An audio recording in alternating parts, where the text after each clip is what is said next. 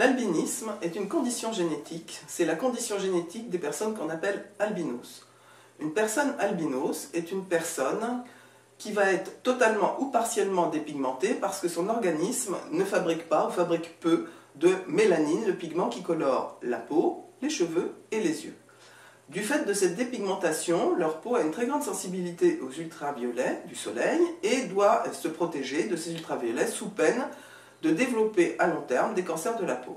Mais la principale conséquence ignorée, c'est que les personnes sont déficientes visuelles, c'est-à-dire que la mélanine joue un rôle dans le développement du système nerveux visuel. Leur rétine se développe de manière anormale. Si je la compare au capteur d'un appareil photo, la rétine des personnes albinos a un bien plus faible nombre de pixels, par exemple 100 000 pixels, que je comparerais à 10 millions de pixels. Vous comprenez que les personnes ne vont pas avoir la même acuité visuelle. De plus, la liaison entre la rétine et le cerveau se fait de manière anormale, et l'ensemble de ces phénomènes contribue à la déficience visuelle. Les symptômes qu'on va pouvoir observer au niveau des yeux sont le nystagmus, c'est-à-dire un mouvement incontrôlé de l'œil de droite à gauche et de gauche à droite, et la photophobie, qui est due au manque de pigments dans l'œil. Les personnes albinos peuvent porter des lunettes, mais si elles portent des lunettes, c'est pour corriger la myopie, l'astigmatisme et l'hypermétropie qu'elles peuvent avoir comme vous et moi.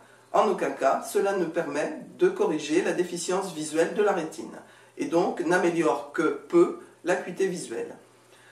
L'acuité visuelle qui peut être de 1/10, moins, 1/20, un peu plus, ça dépend des formes, puisqu'il existe différentes formes d'albinisme, et pour certaines personnes, une dépigmentation modérée qui peut passer inaperçue.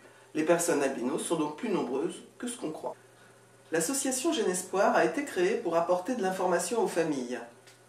En effet, quand une famille apprend qu'un enfant est déficient visuel, outre son apparence physique particulière, ils sont extrêmement désorientés, extrêmement choqués, extrêmement inquiets pour l'avenir. Donc notre association leur apporte information, conseils et réconfort. Notre association regroupe un grand nombre de personnes albinos et nous avons donc la possibilité de leur montrer que les personnes albinos peuvent faire des études normales, voire brillantes, et exercer toutes sortes de métiers. Nous apportons donc de l'information sur ce qu'est l'albinisme aux familles, mais aussi de l'information sur les droits, sur les aides que les familles peuvent trouver pour la scolarisation, pour la vie professionnelle, et donc toutes ces informations sont regroupées dans un certain nombre de documents qui sont transmis aux familles ou leur sont diffusés lors des rencontres annuelles de l'association.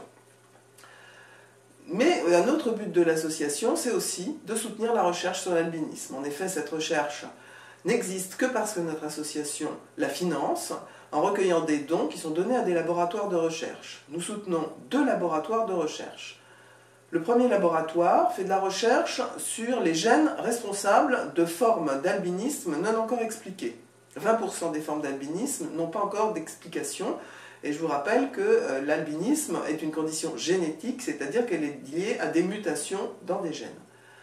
Ensuite, les personnes albinos sont déficientes visuelles, et on ne sait pas pourquoi, alors que l'albinisme est principalement une déficience dans le système de production de la mélanine, c'est-à-dire le pigment qui colore la peau, les cheveux, les yeux, eh bien pourquoi cette déficience de production de mélanine, ou cette déficience dans tout le système de transport de la mélanine, fait que les personnes sont déficientes visuelles. Donc nous soutenons également un 2e laboratoire qui a pour objectif d'expliquer pourquoi les personnes albinos sont déficientes visuelles.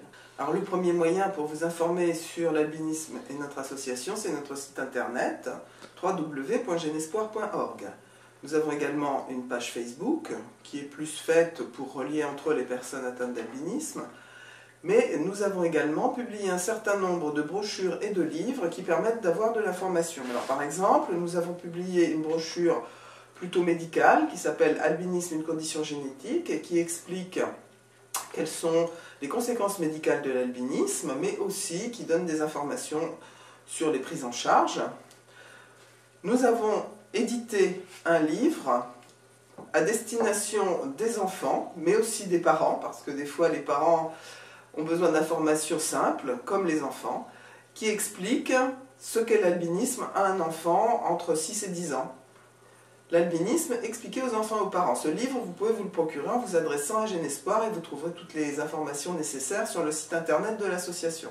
Nous avons également un autre livre qui est un livre de témoignages qui a été à l'origine créé par l'association espagnole ALBA, qui met en parallèle la situation des personnes albinos en Espagne, on va donc dire en Europe, et au Sénégal, on va donc dire en Afrique.